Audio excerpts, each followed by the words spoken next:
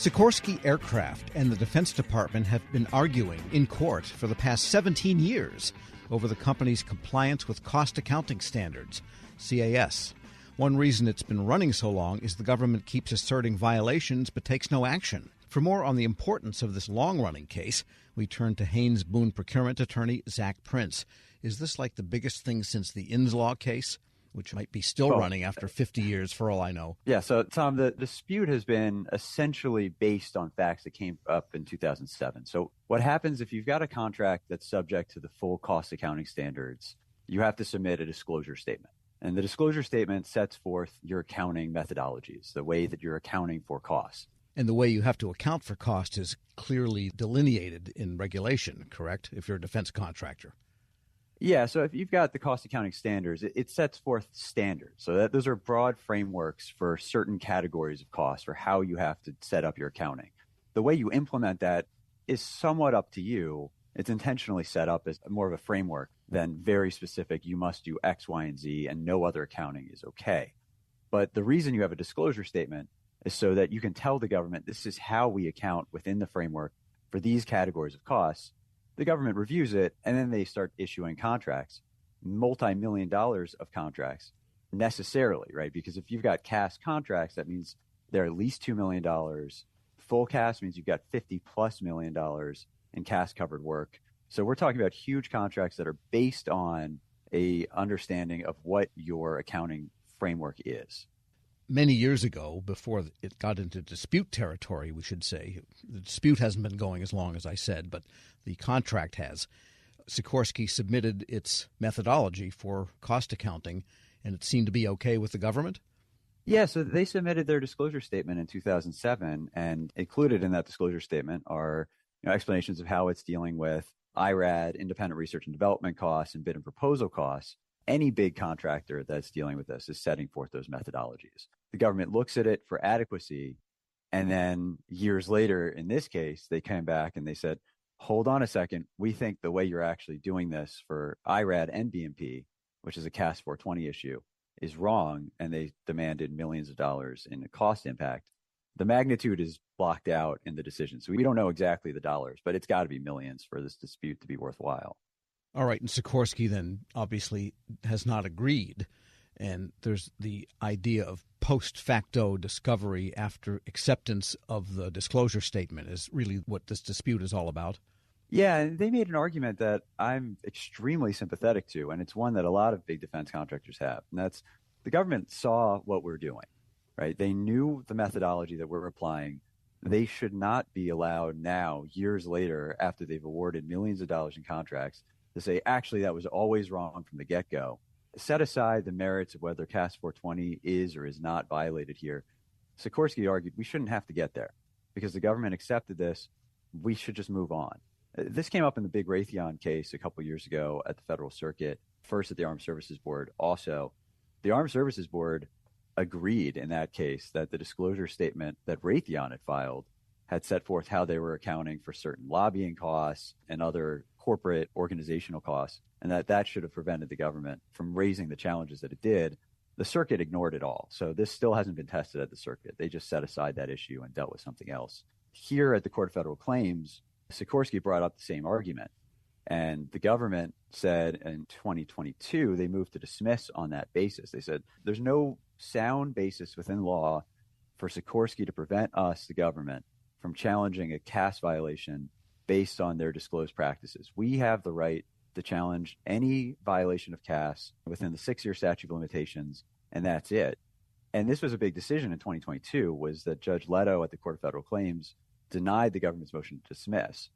In other words, the court said, we're going to entertain this argument that you are, in fact, prevented from arguing that Sikorsky had an issue when you've accepted their disclosed practice.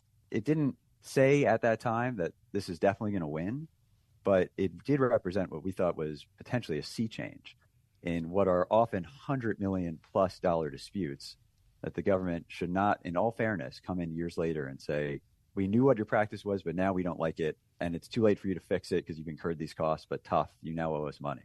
We're speaking with procurement attorney Zach Prince. He's a partner at Haynes Boone. And let me just ask you about a fine-sounding distinction, and that is the government could or could not accept the methodology in the disclosure, but then later could it find that, well, we are still in agreement with your methodology, you, Mr. Contractor, violated your own methodology, and we're going to challenge that cost on that basis. But that's not what's happening here, right?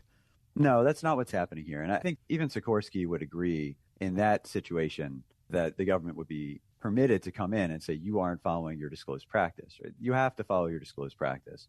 The issue that Sikorsky, I think, rightfully raised and the court was clearly sympathetic to was we were following our disclosed practice, and the government is saying that our disclosed practice is insufficient. Interesting. And what's also surprising to, a layman in this, if you look at a company like Sikorsky, which has been a federal contractor since the founding of the first helicopter, and then you've got places like Raytheon, which go back decades, what could possibly be different in the way they're accounting for contract 10,000 that they weren't doing in contract 9,999 back to zero? So it is common practice that a large company is going to have some changes in the way that they are approaching their accounting. Right? They've decided that accounting for costs this way versus that way, this gets really arcane, is beneficial to us for different reasons, that it benefits one cost objective versus another cost objective. There is a lot to the accounting treatment of different costs. And when they want to change a cost accounting practice, and in a CAS-covered contract in particular, they have to go through a whole process for explaining to the government what the change is and why it's beneficial to the government and why they ought to accept it. That's not exactly what was the issue here, but there's plenty of reasons that a company would be changing their cost accounting. What is the status of this case now? And it sounds like something the entire industry should be watching, really. The industry ought to be watching this. So this case is now in discovery, and that's where this decision that I'm bringing up today and why it's on my mind again came up. The government in discovery started asking about information relating to 155 separate IRAD, or independent research and development projects. They've got a contracting officer's final decision here, though, that questioned costs relating to two specific projects. The government seemed to be in discovery making these sweeping requests that are wasting a lot of company resources, potentially in a fishing expedition to find more fodder for another claim.